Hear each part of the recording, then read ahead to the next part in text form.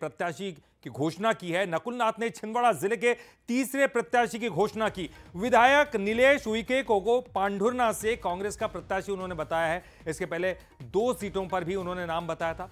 अमरवाड़ा से कमलेश शाह, परसिया से सोहन वाल्मीकि, ये 2 नाम उन्होंने पहले ही बताए थे।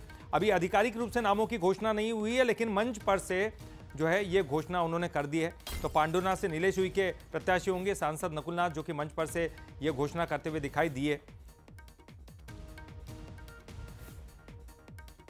तो नीलेश उइके को बताया गया है ये तीसरा प्रत्याशी। 2 प्रत्याशियों की घोषणा वो मंच पर से कर चुके हैं। हालांकि अभी भी आधिकारिक घोषणा नहीं हुई है। इसके पहले ही 2 सीटों पर उन्होंने नाम बता दिए थे और दोनों के बाद अमरवाड़ा से कमलेश शाह और परसिया से सोहन वाल्मीकि की घोषणा वो कर चुके हैं और अब ये तीसरे प्रत्याशी की भी घोषणा वो कर रहे हैं। यहां पर नीलेश उइके को बता रहे हैं पांढुर्ना से कांग्रेस का प्रत्याशी।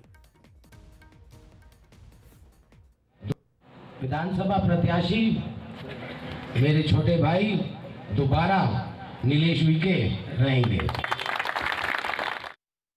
विधानसभा प्रत्याशी मेरे छोटे भाई दोबारा नीलेश उइके रहेंगे।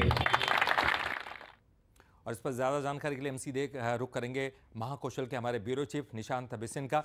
निशांत जी, देखिए आमतौर पर तो ऐसा नहीं होता। जो सीट आधिकारिक रूप से जारी होती है उसी को हम माना जाता है, लेकिन नकुलनाथ है ये घोषणा कर सकते हैं और ये कर रहे हैं। क्या ये तीसरी सीट के बारे में माना जाए कि ये जो तीनों सीटों की उन्होंने घोषणा की है, 3 उम्मीदवारों की घोषणा की है, वही शायद फाइनल होगी, क्योंकि जिताने की जिम्मेदारी भी तो उन्हीं की है?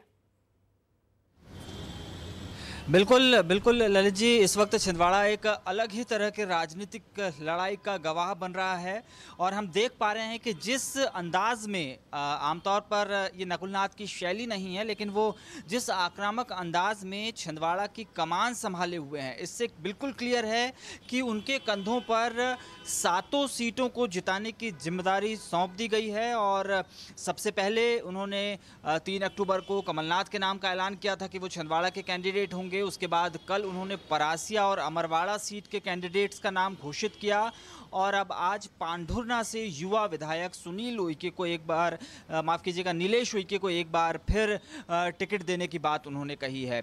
नीलेश उइके युवा विधायक हैं, महज 35-36 साल की उनकी उम्र है और पांढुर्ना इस समय बहुत महत्वपूर्ण इसलिए है क्योंकि हाल ही में पांढुर्ना ज़िला बना है, इसलिए सबकी निगाहें टिकी हुई हैं कि भाजपा और कांग्रेस का यहाँ पर क्या दाव होगा। बीजेपी ने पहले ही यहाँ पर अपने टिकट घोषित कर दिए, उसके बाद अब कांग्रेस ने अपने विधायक पर ही, सिटिंग एमएलए पर ही दांव लगाया है। यानी साफ है कि कांग्रेस लगभग पुराने चेहरों के साथ ही मैदान में जा रही है, क्योंकि परासिया और अमरवाड़ा में भी जो मौजूदा एमएलए हैं उन पर ही दांव लगाया जाने वाला है। तो एक बार ये बात बिल्कुल सही साबित हो रही है कि बिल्कुल जैसे कि आप कह रहे हैं अमरवाड़ा और परासिया चूंकि पुराने एमएलएस थे, उन्हीं को रिपीट करने की बात कर रहे हैं, लेकिन पांढुर्ना तो नया जिला है, अभी बना है। तो ऐसे में नीलेश उइके को किस रूप में आप देखते हैं, क्योंकि इस वक्त उनकी घोषणा की गई है तो उनको लेकर ही चर्चा होगी? बिल्कुल, पांढुर्ना आरक्षित सीट है और यहाँ पर कांग्रेस किसी तरह का जोखिम नहीं लेना चाहेगी, क्योंकि हाल ही में सरकार ने पांढुर्ना को जिला बनाया है। जाहिर सी बात है कि यहाँ पर राजनीतिक लाभ लेने की कोशिश तो होगी ही।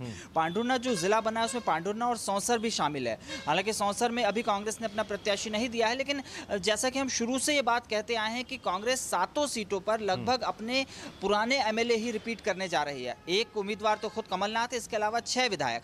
एक आध सीट पर ही संभव है कि कांग्रेस फेरबदल करे, अदरवाइज पुरानी चेहरों के साथ ही कांग्रेस मैदान में जाएगी। और यहाँ पर जो मुख्य चेहरा है वो कमलनाथ है, लेकिन इस चुनाव में हम बीते 15 दिनों में जो घटनाक्रम घट रहा है उसमें हम देख रहे हैं कि नकुलनाथ अब छिंदवाड़ा का फेस बनते जा रहे हैं। जिस तरीके से वो सांसद हैं, लगातार अगुवाई कर रहे हैं अपनी कॉन्स्टिट्यूएंसी की, और अब विधानसभा चुनाव में भी वो लीड कर रहे हैं। वहां उन्होंने डेरा डाला हुआ है और वो हर विधानसभा के निशान बिल्कुल ये हम देख पा रहे हैं कि जिस तरह से उन्होंने घोषणाएं की है, साफ तौर पर समझ में आ रहा है कि उनको भी एक बड़ा फेस बनाने की कोशिश भी की जा रही है और उन पर जिताने की जिम्मेदारी भी है। तो ऐसे में उनकी घोषणा को बड़ी अहमियत भी दी जाएगी। चलिए, बहुत बहुत शुक्रिया आपका इस पूरी जानकारी के लिए। एमपी कांग्रेस